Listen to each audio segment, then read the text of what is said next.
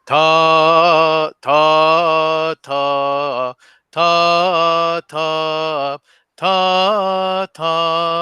ta ta ta ta ta ta ta ta ta ta No, ta. going down. Music is only ta ta ta ta ta ta ta ta Yeah, I'm losing my ta ta ta.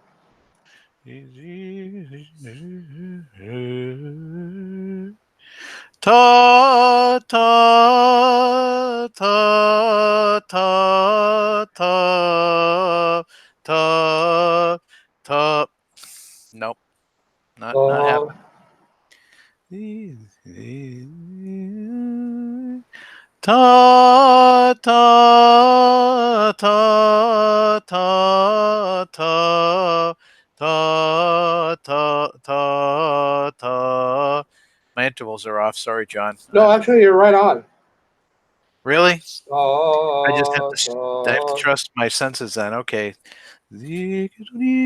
Ta ta ta ta ta ta ta ta ta ta ta. Yeah, very nice. Wowie, wow, wow. Good for the. It's good for the. Oh, that's a tough one. That's a Yeah. tough one. But that's good. That's a good exercise for the two downs. Right. Feeling pretty good about the interval with the seconds and thirds. Uh huh. Um, Well, in most common practice, you're going to bridge. You're going to bridge that two down anyway. yeah, yeah. In most, because in most practices, that's uh, uh, that would be illustrated more by the Synechies of the front. Yeah, yeah. It's just Yeah, I can cheat yeah, with that. yeah. Well, the way John explained it is it's always been considered something that's been part of the ornamental tradition by bridging that. Oh, yeah, I see. I Bridge, see. Well, that's good to know. That's another tool. yeah. So the Synechies is kind of an analysis analytical way for the melodist to communicate in that case that he really does want that interval bridged. Mm-hmm. Mm-hmm. But it's going to be most of the time in most contexts. It's going to be done at the discretion of the chanter anyway. Yeah, I understand, and that's certainly where that received tradition Mhm. plays a very, very large role. Well, we Byzantine music is a lot like they're just coming to terms with this in the early music community. Mm-hmm. Um, with uh, medieval Renaissance and early Baroque music Ah, was is that the written score was really not something that you literally interpreted, but a starting point. right, right. But that's one of the things that's so beautiful about this, John, Mhm. is that within the framework of the received tradition, that there are subtle variants. Iconography, very similar type of concept. There are prototypes and things and rules that they follow, but Mhm. yet there can be subtle differences between. Mhm. So that's what makes this really, really such a beautiful art Yeah, form. within reason. I mean, there are some conventions that most chanters will follow with. That's the whole business. The whole business of um, um, forgive me for going on my favorite soapbox. My favorite pet peeve: the so-called American Orthodox Byzantine chant, Yeah, which yeah. is what I cringe every time I hear it because Well, the genre hasn't fully been defined. You know, at least in my opinion, right? There's still a lot of interpretation on what that is, and it's very loose, right? Well, Byzantine music has, for the most part, was codified by word of mouth up until the three teachers, and then the three teachers took a lot of stuff that was in that was orally transmitted, and basically put it down on paper. But you also mentioned, I think it was last week that I asked you about this, that ultimately the synod came together and ratified, if you will. That's probably not the right word, but they looked over what the three teachers formulated Right, and gave it the right, stamp of approval, right? right. Much in the same way that they ratified the Typicon of Bialakis. Biolakis, right? Yeah, right. Uh, And that's the right way to do this, right? Keeping with the right. church taxis, right? Unfortunately, a lot of the stuff is just a lot of the theoretical stuff is just now starting to come out into English. Maybe that's part of the issue there, John. Maybe that's So, part of the well, problem. that's been a big part of the problem. You know, we haven't had a typicon, we haven't had any sort of theoretical rationale for Yeah. ecclesiastical music in America, Yep. and it's been seen as being this sort of um,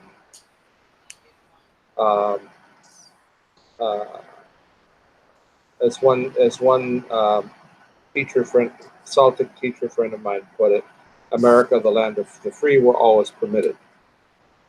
Yeah, yeah, yeah. No, understood, Um, John. so, But I think Byzantine chant in this country, though, with yourself, the interest of the boys in Boston, the mhm, cathedral, yeah. what the guys are doing, some of the stuff out in New York, the guys up in Toronto, Chicago, what have you. So there's some real hope. I mean, these are some real bright spots. Yeah, but there's still a lot of stasis that has to be broken Yeah, down. yeah, yeah, Unfortunately, yeah. I think I'm going to have you work on three. I'll add three to your 1, 2, and 3 repertoire, and then maybe we can look at. I think we touched on um, this context where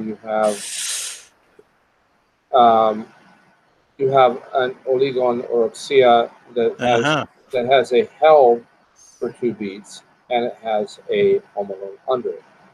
So how do you interpret that? Do you increase a little bit of volume on that? No, um,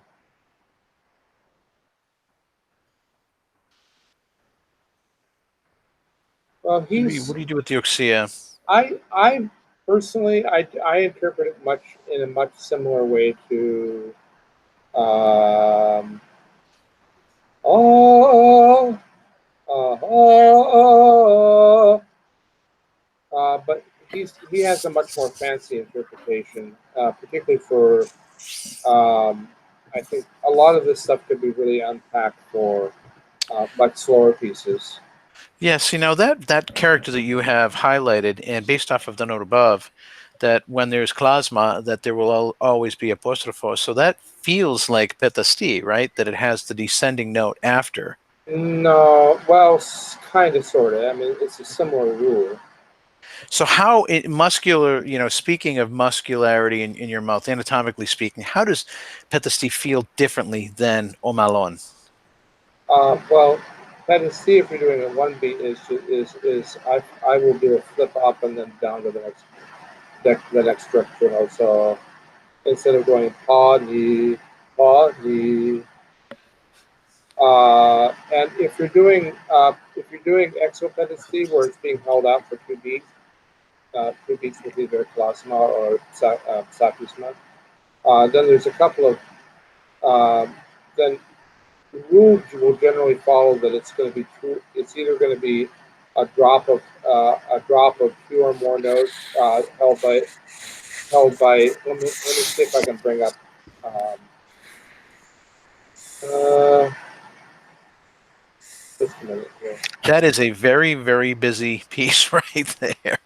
Ooh, Yeah, boy. I will generally if it's an exo pedestal with a 2 beat pedestal, then there's usually going to be two. either two apostrophoses followed, or two beat electron, or Okay, so orthographically speaking, I get it that yeah. they have a specific usage, but I'm really concerned with the way it feels in your mouth, sort of thing, and Yeah. in your throat. What do you feel differently about the Homalon versus Petasti? Um, different ornamental formula. I generally will interpret this as being a version of uh, that. So, Okay,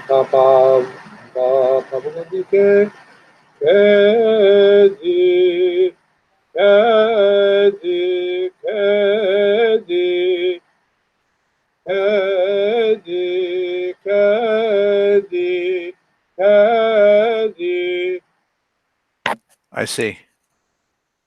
See what he's doing here. Caddy, Yes, yes, caddy. yeah. The Sindasmos gives that somewhat of a rolling. Yeah, so this would be an one analysis of this. Okay. Generally, if I'm doing a quicker melody um, like a sitararic, um, I will either do caddy, caddy, something like that. So what I'm thinking is, as I hear this, it almost feels like Petasti is almost something that's in the back of the throat, that it is kind of softer, but this is much more literal. Omelon is much more literal. Does that make sense? I think that might be overthinking it a bit. Yeah, Uh, maybe. um, So you would the first character there, right? yeah, right, Padake. yeah. Kazi, Well, Kazi, that's a possibility. Caddy, Kazi. caddy. But that would be the second one. That would be the Yeah, second character yeah, that you just did, right? With the yeah. so, all right, wait a minute. So is he saying here that that first figure can be interpreted as a second group or the third group? Mhm. Depends on how much. It really depends. It's a judge. In a lot of sense, it's a judgment call Okay. based on how quick the piece is being performed. Okay. Um, if it, Okay. So your it discretion. yeah. So if Okay. I were to be doing this as a slow stick piece, I could I would feel a little bit more liberty to unpack it with something like a caddy. Or but if I were to be doing this as a quick stick piece, caddy, so I would do a little bit less. Okay. Yeah, understood. So based off of your timing Yeah, on the piece, if you feel that you've got a little bit more, you can get into one of those more elaborate with the scene this most. But if you right. don't, okay, that Yeah. makes more sense. I wasn't quite seeing it that way. So you could potentially, with this as a cat, you doing this as a cat then.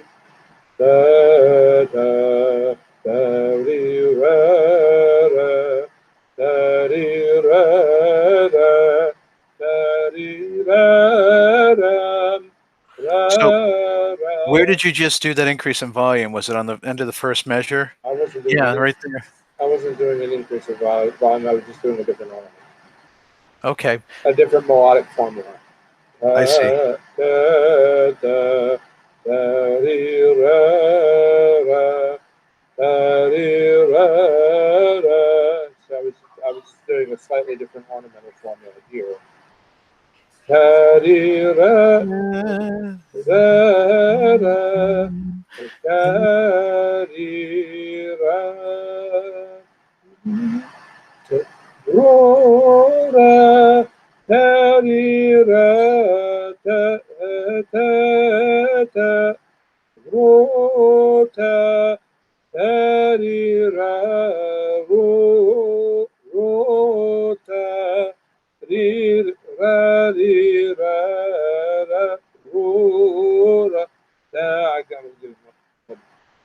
That's a lovely piece. That almost sounds like something out of Simonos Petras Yeah, from the Psalter. yeah, it almost sounds like its own Carolem. Well, Yeah, that's that's nice. that's why I've always thought Carolem were not only good performance pieces Good filler. yeah. long, Well, long communion lines. You need something. yeah. Well, there's the practical aspect of the Carolem, and then there's the aspect of it being um, almost its own form of ecstasy, sort of a musical ecstasy. Um, because you notice in most places that it's placed, you know, unless you're uh, Basilikos, who chants the Karajan for everything.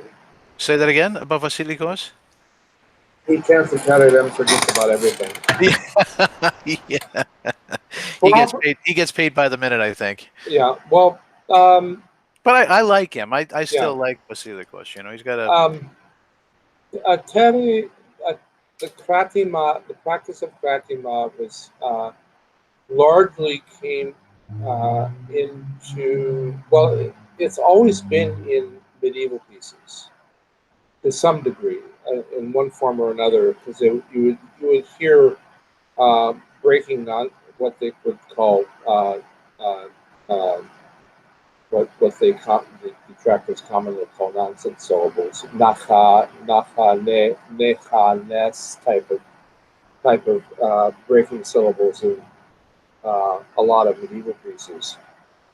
But it really didn't. It really came into its own Pucaselis, um, and the whole colophonic reform of the reforms in the So, John, we're talking what, 15th century, 13th, 13th, 13th 14th. century? Okay. Right. So the way it was used in was usually in the context of a community piece.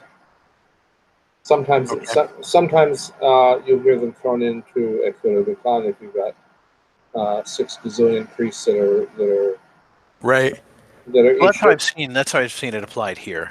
and each doing their own little war dance in the altar. Right. Right. Um, um, but properly speaking, it was done. Its older usage was towards the end of a communion piece or Hmm. communion verse. Hmm. Calling it by the way, this is one of John Boyer's pet peeves. Calling it a communion hymn is really inaccurate because it's not a hymn; it's a verse.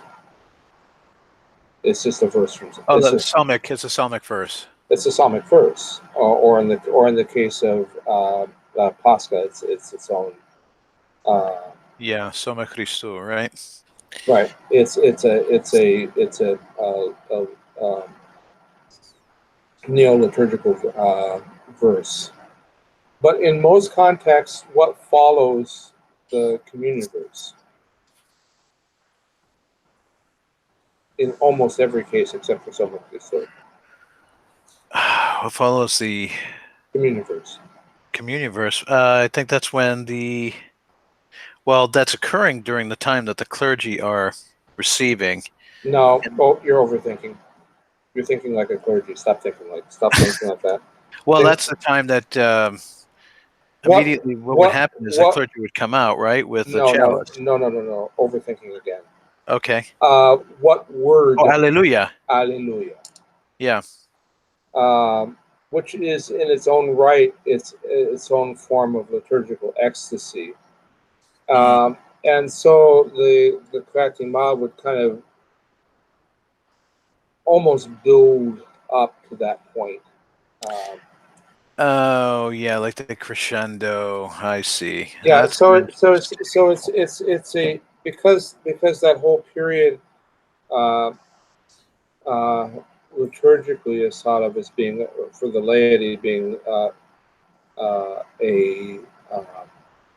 kind of a dead spot for introspection. Mm-hmm. Then because especially with the colophonic melodies, it's not something that you're really understanding to a great degree. It's a time for just for introspection, to say your private prayers, Mm-hmm. to contemplate on what's going on behind the curtain, and hopefully not whether the altar boys are throwing spit wads at each other. Yeah, yeah. Uh, We've had some challenges with that. um, but no, but for the purposes of it's not we don't use the happy tune formula that particularly a lot of Hakka parishes and some of the GOC parishes with practical chanters that don't have a great deal of musical versatility will oftentimes throw in the happy tune uh, thing, uh, which I don't personally approve of. But So what are you referring to there? well, properly speaking, it should be the period between one is holy, one is Lord, and the bell Yeah, well, that's a should supreme, should, sublime time, right? should be a colophonic piece. But again, I realize that there are a number of chanters that are literally scared to death of, Yeah, of colophonic pieces, and really, uh, again, some of that comes from the fact that they're not versed and able to read scores, um, and in some cases, you have like in the case of a lot of the Ephraim cantors, you have this sort of doctrinal, um, this sort of well, they're abiding by a set of rules, John. Like, listen, when I go through this stuff too, Mhm, when there's uncertainty, we try to rely on some sort of a guide. But like the calophonic, mhm, that's stuff that's obviously for people that are much more skilled, much more comfortable, mhm. and probably shouldn't be messed with by somebody that's not, right. Of course, I was the one that kind of messed with her. When I perhaps shouldn't by all rights shouldn't have, but I did force myself. I forced myself to learn a lot of them, just mainly because they were such lovely pieces that I wanted to Yeah, yeah. Well, learn. that's the truth. They are absolutely. But I like to say there are three different. Unfortunately, there seem to be three different types of people in the world. Uh-huh. The wills, the won'ts, and the can'ts. The wills accomplish everything. The won'ts oppose everything, and the can'ts don't even try. Yeah, they're the ones that are afraid. I understand. I understand. Well, look, having a good teacher, someone that Mhm, reassures you and says it's okay to take the training wheels off. mhm. If you stumble, just put your feet down and we'll try again. Yeah. Well, And, there's two things that will always be your friends in California because you're just taking the same. well, Well, he's a good Isocrat, right? That will yeah, help to yeah. keep you on, right? As a melodist, you're using the same tools that you're using for Psaltic and Right. and melodic pieces. You're just carrying a melody out uh, over a long period of a Yeah. syllable. Yeah. And then once you become more comfortable with that, then you can start adding some of the ornamentation in. Right. Right. Right. Um, um, Well, also having that flexibility of taking time when needed, if you need a yeah, breather or if you've kind of got a tough patch. yeah. So Caliphonic, But it but would seem but that it's a solo, yeah, right? yeah. No, well, I've heard it done very beautifully as a Yeah. choir. So what happened? So the two things that are going to be your friends with uh, the polyphonic melody, and that's going to Mm. be one your marquee and two your Yes. Yeah. and two your Isoplan. Right, and you would hope that with a colophonic that they are more liberal with their use of martiri to give you the breathing points. Yeah, some of them. God help us. Some of them, Yeah. some of the copies are really Mm-hmm. sparing with. Silogi is one of the worst culprits I think of I've run into. Mm. Um, there's just to go. I'm going to go ahead. I'm going to bring up a couple California piece from. I mean, a cantor is going to have a cantor that does the liturgy is going to have to learn it anyway because that's you know there's no quick fix for a Turbican. John, you just reminded me of something that I saw in a music score this past week, and I've heard them do this at the cathedral. Please allow me to ask this question as you just brought up the liturgy score, but you just got me thinking about this. At the very end, when the priest is doing the dismissal, don't have Logunda. Are you familiar? Oh, yeah. I was doing that for quite some time at the end of the liturgy. What can you tell me about that? It's it's a many years for the I'll bring it up. It's in the liturgical. It's in my liturgical. But it's a many years to who? Is it a It's many years? If is it only it's done during a hierarchical? no, it's it the if it was a hierarchical, then it would be called the scope. Oh, the sporting, right, right. Right. So let's see.